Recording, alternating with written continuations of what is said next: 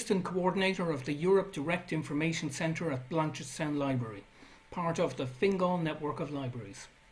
Welcome to the final interview in our series on the European Green Deal. Today I'll be speaking to Aoife Sheridan from Fingal County Council.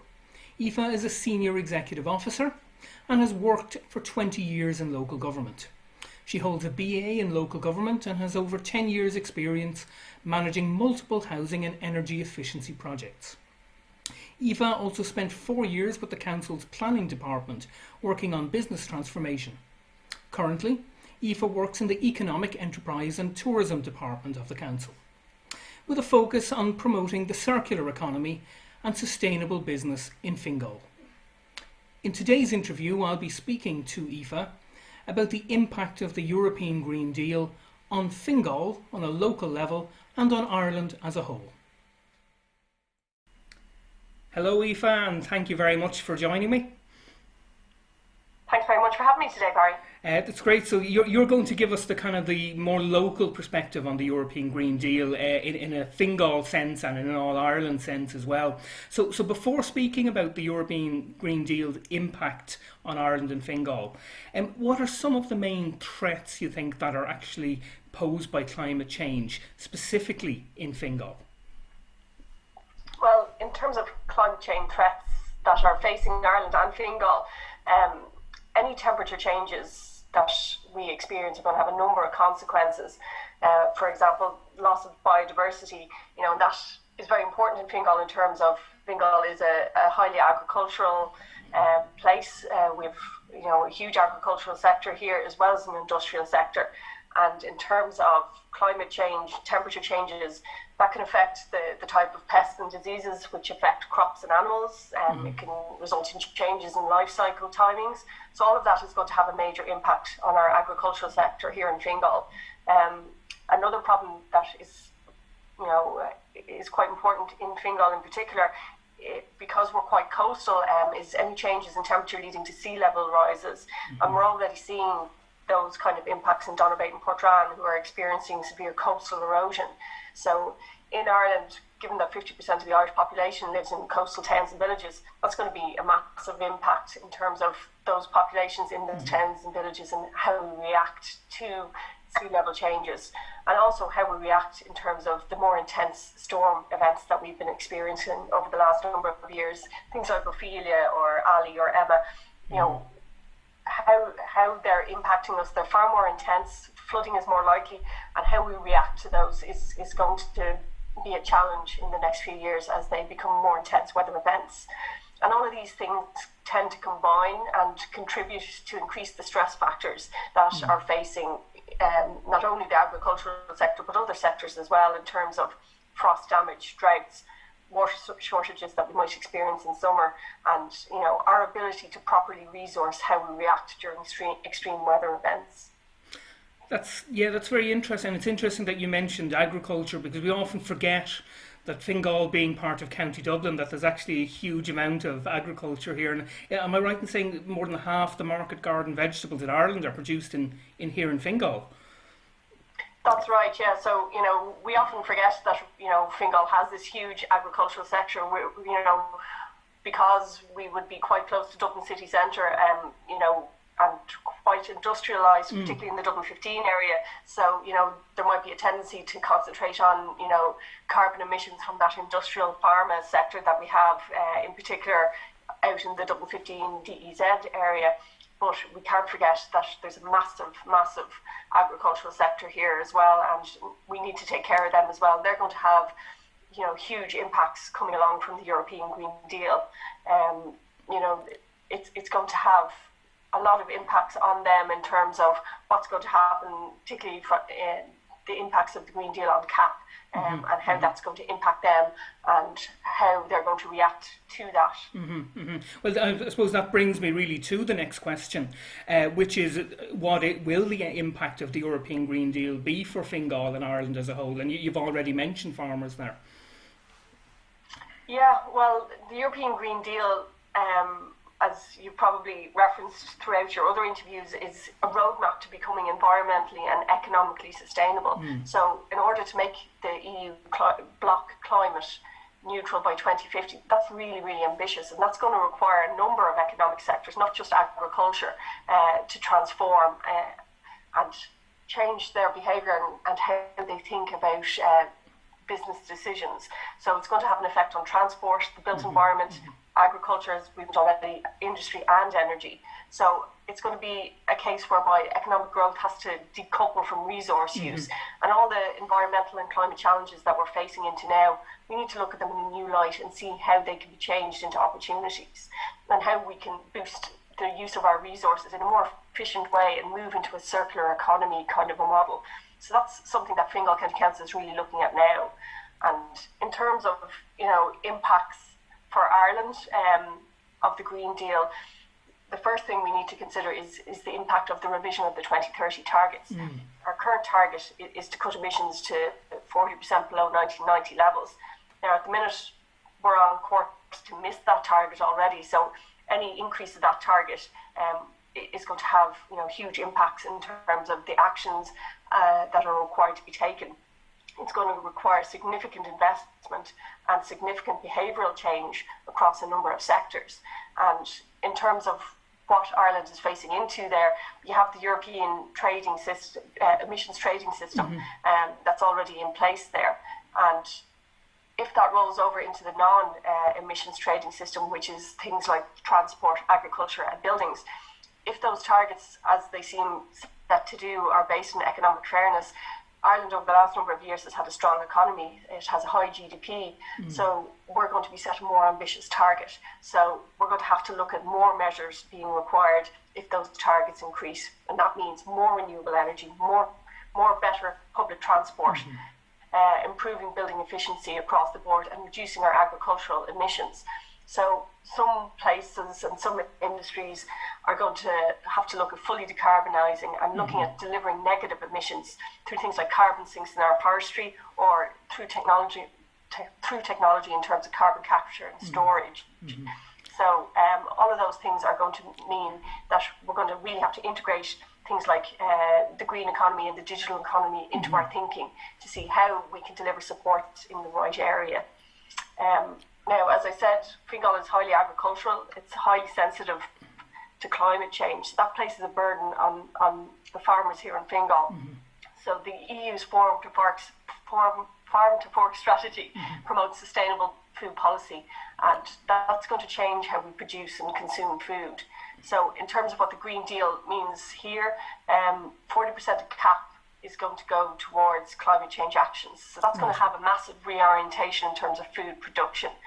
We'll be looking at things like changing how chemical pesticides are used and reducing that down by 50% and increasing our organic farming. So the Green Deal will fund some of these actions and in particular try and address things like biodiversity loss. And again, it'll stress the importance of forestry in order to reach our climate neutrality targets, with schemes to reward the removal of carbon from the atmosphere. And all of those are going to be promoted via CAP. So in terms of what Fingal is going to be doing, the Economic and Enterprise and Tourism Development Department, we promote economic development in Fingal. So our role is very much a leadership role to drive this behavioural change with business and the community. Okay, and can I just... Because this is... Yeah, go ahead. Sorry. I'll just say what's very interesting there is that you have referenced pretty much everything that all of our other speakers have mentioned as well, from the circular economy to biodiversity loss to decoupling economic growth from resource use. And what's really interesting there is that we're seeing that this is something that really, really affects us on a local level. This isn't something that's out there that other people are dealing with. This is something that is affecting people in Fingal all the time. And you've just mentioned there, that you're part of the Economic Enterprise and Tourism Development Department. So could you you were about to tell us a little bit about what you do in that department, and also if you could mention some of the climate related projects that are currently in the pipeline in Fingal. Sure. Well, our department is based around economic development in Fingal, so we're very much just incorporating climate change into how we think and how we consider what ways we interact with the business community. Now, the sustainable agenda, it really belongs to everyone, not only in Ireland, but across the world. And our role is to promote that agenda and highlight the opportunities that are arising from the European Green Deal to businesses so that they're aware of them and that they can take advantage of them. So we'll be working with large industries that are based in the Dublin Enterprise Zone, the DEZ and Dublin 15, state agencies, SMEs through our LEO, to make sure that they are alert to those opportunities and can make full advantage of them. So we want to help in any way that we can in terms of stimulating innovation in industry in which we're involved and in the agricultural sector, and make sure that they start to integrate climate change considerations into their everyday business thinking and business decisions. So what we want to do is give them practical, actionable steps that they can take to improve their business performance and drive their sustainability. So this gives a good chance of changing behaviour in business and reaching the sustainable goals that we need to achieve. In terms of what we're doing now, I suppose you could say that Fingal is on a green diplomacy drive in terms of convincing and supporting businesses to develop these sustainable practices. One thing that's become quite apparent during COVID is the need to shorten our supply chains, so that we don't have an awful lot of materials coming in from outside of Ireland, that we need to shorten and simplify those supply chains and keep it local. We want to integrate the sustainable development goals into our economic policy initiatives that we're rolling out. One thing that we've actually just commenced work on is something that's falling out of Fingal's Climate Change Action Plan, which is a guide to sustainable business in Swords. So we're just starting engagement with the business sector on that in the Swords area. And what we want to do there is promote the integration of green initiatives in businesses. So we're piloting it in Swords and hope to roll it out county-wide. But what we really want to do there is champion what businesses are already doing, so that we can use them as examples to other businesses to come on board. And it's also very important to involve citizens as a driving force. We want, particularly now, to help the economy grow back greener, future fit and resilient. We want people to shop local and use these businesses that have these green initiatives to promote them, to show them that it is worthwhile investing in these. So as part of that, we also have a foray into the circular economy, which is where we're looking to advance initiatives and promote green and digital transformations in that arena. So one of the things that we have done recently is the EPA have had a call for funding for projects for innovation in the circular economy. So this is something that we've never entered for before, but this year in 2020 we partnered with a company to look at a project whereby we would reduce food waste through the use of technology. So we're hoping that we'll be able to get funding for that project, and that as time moves on and we get more into the thinking of the circular economy, that we can roll it out into other areas such as over packaging in plastics and in construction and electronics arenas. So we want to look at moving that out. So Fingal is really just taking its first steps into the circular economy. And can I just can I interject there? What's very interesting there is we, in a previous interview, Patrick O'Riordan kind of spoke about this need to change from a purely a new way, I suppose, of measuring the success of economy that's not purely about GDP or about profit, but also sustainability. And it's very interesting that you've described the kind of concrete measures that have been taken on a local level to make this happen, that we're seeing real examples. So you were talking about other projects there, and I just want to move on to one in particular. Could you tell me a little bit what you're doing about sustainable and smart mobility in Fingal? Sure. This is something that obviously has become quite important over the last number of years, and particularly during COVID now, it's taken a huge leap forward in terms of funding and in terms of, political and community desire for these kind of measures. And in terms of good design, it's fundamental in driving sustainability and achieving the goal of sustainability. So Fingal County Council is responsible for designing the living, the working, the travelling, recreation kind of factors all around communities in Fingal through the county development plan. So sustainability is at the heart of that plan and local area plans as well. So businesses are under significant pressure now, and there's an awful lot of people working at home. So an awful lot of things that we're looking at now are in terms of the major investment in terms of cycleways, particularly over the next 5 years. And you can see that in terms of our plans that we've been rolling out recently to increase the number of pedestrian and cycleways, particularly along the coast, which will be very popular, but all across the county. So that's one of the major measures that's fallen out of COVID. In addition to that, we've been converting our own fleet, the council's own fleet, to electric vehicles. That's including vans, cars, trucks. We also have had a number of pilots that have gone down testing how smart mobility would work. So there's been a smart mobility hub installed in Blanchardstown that's been going very well. There's been a bleeper bike trial as well, and there's over 70 bikes in Fingal now, with particularly strong usage out around the Hunt area. We also have e-charging points, which we've installed across the county, and the big plans for more of those to come.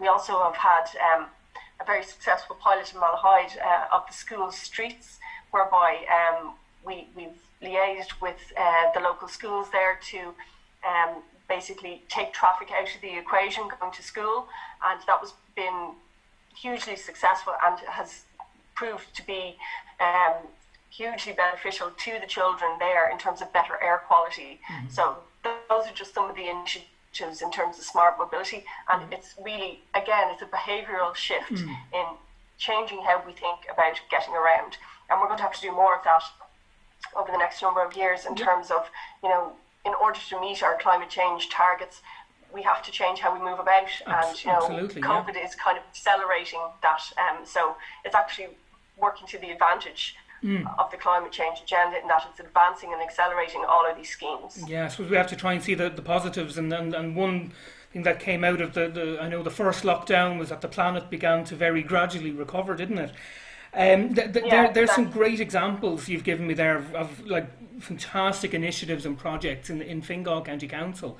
So you spoke mostly in terms of smart mobility, electric vehicles, cycle lanes. Is Fingal involved in any energy efficiency initiatives? Yes, Fingal County Council has a long history of involvement in energy efficiency initiatives, and like that, as part of the European Green Deal, it's quite likely that emissions from buildings will be included in the EU emission trading system. So the fact that we have experience in this sector is going to stand to us now. So the EU is going to stimulate basically a renovation wave to address energy efficiency and affordability. So we'll be expecting to see a number of kind of innovative financing schemes under Invest EU, and what that will probably target is going to be targeting renovation efforts into larger blocks for economy of scale and better financing conditions. So over the last 10 years at least, Fingal County Council has had energy efficiency programmes running on its own housing stock. So with over 6,000 social housing units across the county, that's a lot of houses. So the council has been in partnership with SEAI in terms of insulating that stock, replacing the windows and doors, and upgrading those boilers. So all of that is contributing to reduction of carbon and reduction of emissions on a nationwide level in terms of those targets. We also have our own council buildings, our official buildings like libraries and our offices in Swords and Blanchardstown. So they're part of an energy efficiency programme in terms of looking at the whole building footprint and its profile in terms of emissions. So all of that is moving towards more energy efficiency as well. But I suppose the biggest thing that will probably be most visible to people will be the public lighting upgrade, and that was accelerated over the last number of years, and that it had been a 5-year plan and it has been accelerated into a 3-year plan. So that's replacing the old public lighting with LED energy efficiency bulbs, which will last for longer. So in the last 2 months alone, there was 1,100 upgrades. So that's probably, people will probably start to notice these hugely bright, clean lights coming in to replace the old kind of yellow, orangey lights. So that's going to be a highly visible measure over the next couple of years. Yeah, well, I mean, it's clear from everything you've told me that Fingal is really, really committed to helping Ireland achieve its targets in terms of carbon emissions, and there's a huge amount of very visible projects and initiatives going on. So I'd kind of urge people watching the videos to kind of, when you're out and about, take note of these things and kind of buy into it. You know, we can only do this, I suppose, if we all buy in and work together. So, Aoife, thank you very much for joining me and for telling us about what Fingal is doing to make sure that we achieve our targets under the European Green Deal. Thank you very much. Thanks very much for your time, Barry. Bye-bye. Bye. Thank you, Aoife, for explaining to us how the European Green Deal will affect Fingal on a local level and Ireland on a national level, and for explaining some of the projects that Fingal County Council are involved in to help make the European Green Deal a success. That was the last in our series of interviews on the European Green Deal, and it now just remains for me to begin by thanking Mayor of Fingal, Councillor David Healy, for opening our series of interviews. I'd also like to thank my colleague and manager of the Europe Direct Information Centre in Blanchardstown Library, Siobhan Walsh, for all of her work in making this series a reality. I'd also like to thank Lillian Whelan, who is the Senior Executive Librarian for Dublin 15, and County Librarian Betty Boardman for all of their support for all the work we do in the Europe Direct Centre. I'd also like to thank all of our speakers that we've heard from this week, from Jonathan Claridge, Patrick O'Riordan, Sinead McCarthy, Kieran Cuff and Aoife Sheridan. Thank you for your time and for sharing your expertise with us. Finally, I'd like to thank all of you for watching this series of interviews, whether you be at home or perhaps in your school. We look forward to welcome you back into the Fingal libraries themselves in hopefully the not too distant future. In the meantime, look after each other and stay safe.